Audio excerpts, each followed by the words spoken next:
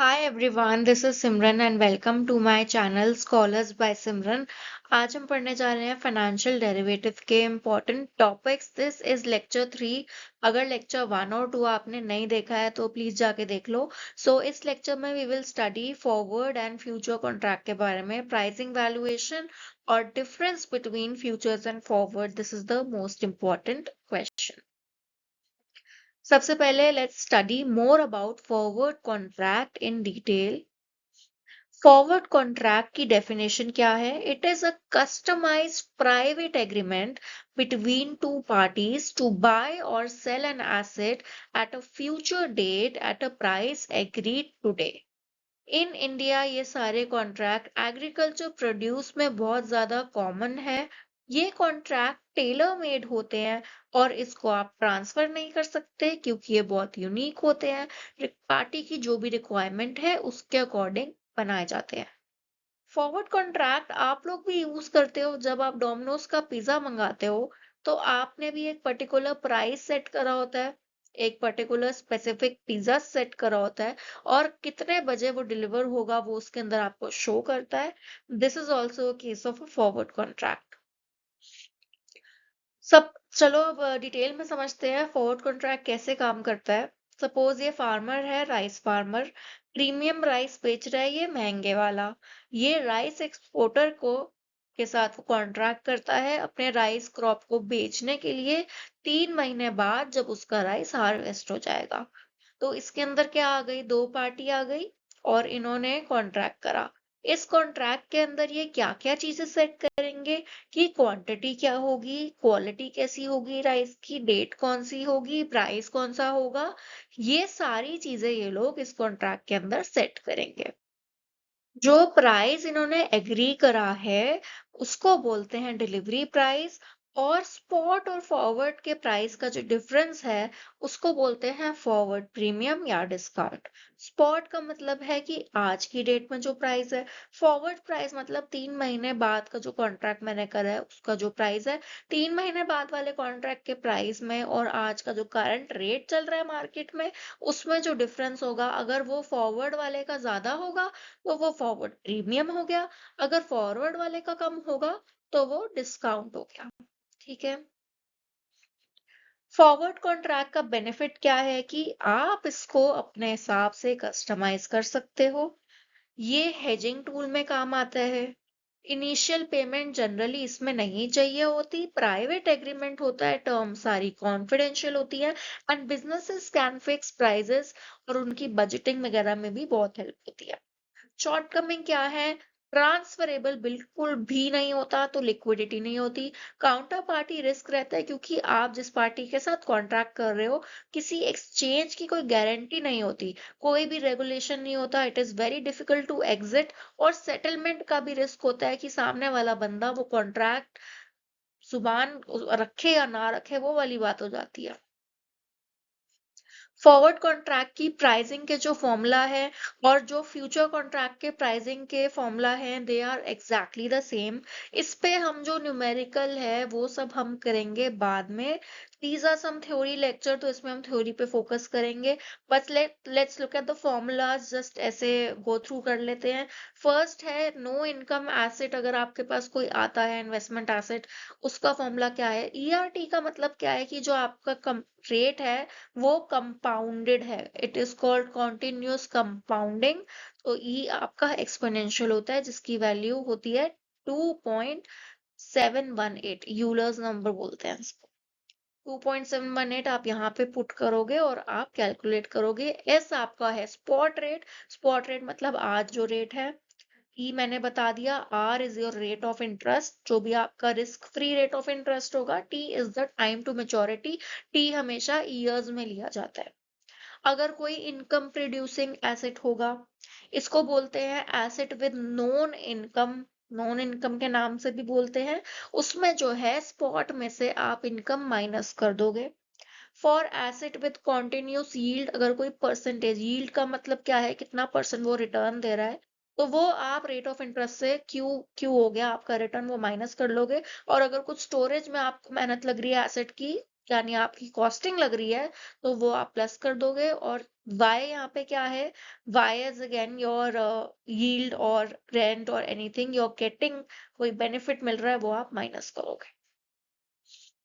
Valuation और pricing दो अलग अलग चीजें हैं। प्राइस वो है जो मैं आज बैठ के एग्री कर रही हूँ कि यार डिलीवरी पे इस प्राइस पे मैं कॉन्ट्रैक्ट करूंगी। वैल्यू का मतलब है जो स्पॉट प्राइस और फॉरवर्ड प्राइस में जो डिफरेंस होगा उसको बोलते हैं वैल्यू ऑफ कॉन्ट्रैक्ट। स्टार्टिंग में तो डिफरेंस मैं जीरो रखूंगी। डिफरेंस यहाँ पे ध्यान से देखो, वैल्यू मतलब स्पॉट प्राइस का और फ्यूचर प्राइस का डिस्काउंट करके, मतलब दोनों को सेम टाइम पीरियड में मैं इक्वेट करूंगी। तो उसका नॉर्मल सी बात है, स्टार्टिंग ऑफ कॉन्ट्रैक्ट में तो जीरो ही होना चाहिए, क्योंकि कैलकुलेट ही ऐसे होता है ये। तो स्टार्टिंग में जीरो रहता है, और ड्यूरिंग द लाइफ फॉरवर्ड जो कॉन्ट्रैक्ट है वो पॉजिटिव वैल्यू का भी हो सकता है, नेगेटिव वैल्यू का भी हो सकता है। ठीक है, वैल्यू का फॉर्मूला क्या है, S minus F. S is your spot rate, spot में जो प्राइस चल रहा है, minus the future price into ERT. ये ईआरटी जो है ऊपर है, ई के ऊपर है ये। टाइम यहाँ पे रहेगा रिमेनिंग टाइम, कॉन्ट्रैक्ट का जो रिमेनिंग टाइम है वो आएगा इधर। अब बारी आती है फ्यूचर्स कॉन्ट्रैक्ट की। Futures contract is a standardize contract. ये जो रेड में वर्ड है, these are very important words जो आपको यूज करने ही करने हैं। ठीक है, they are traded on organize exchange only. Organize exchange जैसे एनएससी बीएससी अपना इंडिया का, शिकागो बोर्ड ऑफ ट्रेड हो गया, टोक्यो हो गया। These exchange provide the counter party guarantee and different type of margin system. ठीक है, दो चीजें आ गई इसमें, और काउंटर पार्टी की गारंटी हो गई, मार्जिन सिस्टम हो गया। और स्टैंडर्डाइज किस चीज में स्टैंडर्डाइज है ये, क्वांटिटी में, प्राइस में, क्वालिटी में, मिनिमम चेंज इन प्राइस कितना होना चाहिए, ये सब फ्यूचर कॉन्ट्रैक्ट में डिफाइंड होता है।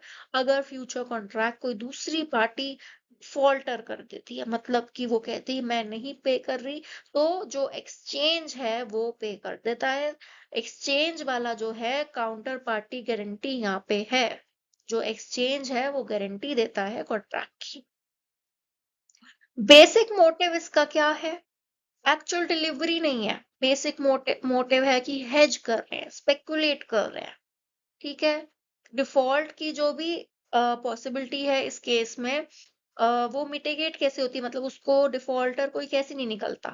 तो जो भी फ्यूचर का प्राइस है, सपोज मैंने आज कॉन्ट्रैक्ट करा है, 1 साल बाद प्राइस तो रोज चेंज होते हैं। तो जो भी हल्का मुल्का चेंज इन प्राइस आ रहा है स्पॉट मार्केट में, मेरा जो कॉन्ट्रैक्ट है वो उठा के देखते हैं कि अरे ये तो इतना चेंज आ रहा है, तो आप मार्जिन अकाउंट में इतने पैसे डाल दो जी, आपका नेगेटिव में जा रहा है कॉन्ट्रैक्ट।